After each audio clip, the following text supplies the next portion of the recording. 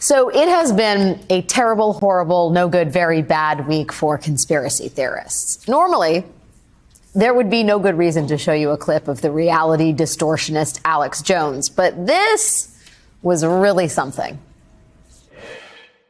I'm like literally here, like watching a family member die, like 30 years on air, 27 years this operation, 15 years this building. And I'm literally, when I know I leave tonight, they're going to shut us down. Maybe it's tomorrow, the next day. I just want people to know I love you. I believe in you. I believe in humanity. I believe in my grandparents. I believe in my parents. I believe in humanity. I just want to stop these people. They got to be stopped. We got to stop them. So, at the end of the day, we're going to beat these people. I'm not trying to be dramatic here, but it's been a hard fight. That was Alex Jones, one of the country's biggest conspiracy theorists, crying, at least we think it was crying, on his show last weekend about the fact that his program InfoWars might finally be coming to an end. For decades, Jones and InfoWars have pushed insane conspiracy theories like 9/11 was an inside job and the U.S. government controls the weather. But perhaps Jones's most pernicious and disturbing conspiracy was his claim that the Sandy Hook massacre, a school shooting that killed 20 first graders and 6 adult teachers and school staff members, that Sandy Hook was staged. Sandy Hook, it's got inside job written all over it. Sandy Hook is a synthetic, completely fake, with actors, in my view, manufactured. All I know is the official story of Sandy Hook has more holes in it than Swiss cheese. Alex Jones pushed lies like these about Sandy Hook for years, which resulted in his followers harassing and tormenting the families of Sandy Hook victims. So those families sued Alex Jones for defamation, and they won. Jones was ordered to pay those families nearly $1.5 billion in damages. But in 2022, Alex Jones declared bankruptcy, effectively guarding his money from the Sandy Hook families. Until tonight. Tonight, Sandy Hook families accepted a proposal from Alex Jones to liquidate all of Jones's personal assets. This court-supervised liquidation will allow the families to benefit from the immediate sale of Jones's assets while keeping their claim alive in the event that Jones accrues more wealth in the future. And all of this means it could finally be the end for InfoWars.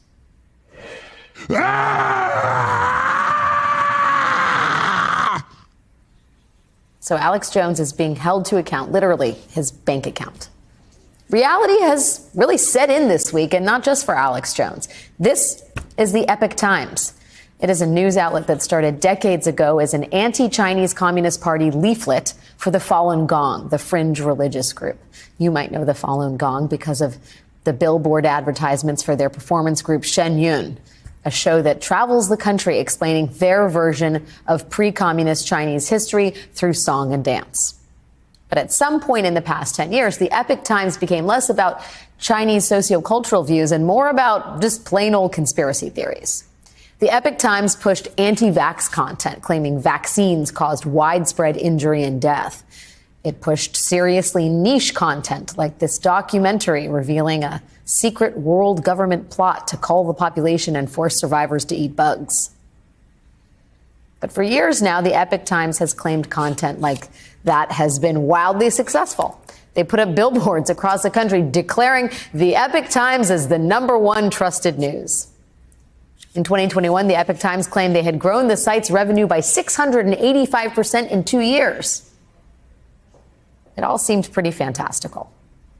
Because it was. According to an indictment unsealed this week in the Southern District of New York, the site's content was not the moneymaker here. Not the bug plot. Prosecutors allege the real increase in revenue was coming from a massive money laundering scheme run by the Epoch Times chief financial officer. Since 2020, the CFO has allegedly been buying millions of dollars of prepaid debit cards at 70 to 80 cents per dollar from criminals on cryptocurrency exchanges. I mean, nice work if you can get it. The Epoch Times CFO is being charged with bank fraud and conspiracy to commit money laundering and could face up to 30 years in prison. All of this is negative press for the Epoch Times and positive news for the health of our information ecosystem. And to that end, to the triumph of reality over conspiracy, there was also news on this front. Let me begin by asking a very simple question. Do we know the truth about what really happened in the 2020 election? That was far-right activist Dinesh D'Souza's conspiracy theory-filled documentary, 2000 Mules. When that film debuted, Trump hosted a screening of it at Mar-a-Lago, and Rudy Giuliani and Mike Lindell, the pillow guy, they were all there in attendance. It is a very shlocky film that alleges thousands of people were paid to dump Biden ballots in drop boxes across the country and steal the 2020 election. It is a complete fabrication, but the right wing went bananas for it. To this day, the film 2000 Mules is a central part of the MAGA revisionist history of 2020. And last week, after a lawsuit was filed against the media company that distributed that film, Salem Media Group, they stopped distribution and they issued a formal public apology. So a pretty good week for reality and a pretty bad week for conspiracy. And that doesn't just matter for the health of our public discourse, it also matters for the health of our democracy. Because it wasn't just 2000 Mules that was pushing the big lie. All of these outlets were. If you've been following the media over the past week, you probably think that the election is over, but that is actually not the case. The Epoch Times is one of the first outlets to really go hard on the big lie. Right after the 2020 election, its homepage became an election challenge tracker, following legal challenges and fake elector events state by state. As for Alex Jones, not only did he push the big lie, but Alex Jones actually helped organize and fund the Stop the Steal rally where Trump spoke on January 6th. The big lie is maybe the most influential conspiracy theory of our time. And I know, yes, there are plenty of other outlets and even sitting U.S. officials who still push the lie. But these outlets crashing and burning this week, conspiracy theorists and distortion profiteers finally being held accountable, that matters.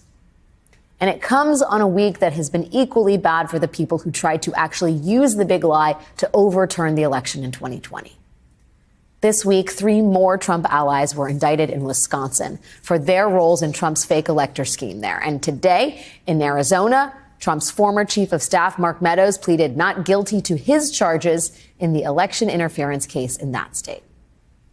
Donald Trump's federal criminal indictment on the 2020 election may be frozen, but that doesn't mean that everyone has to give up trying to bring this country back to reality.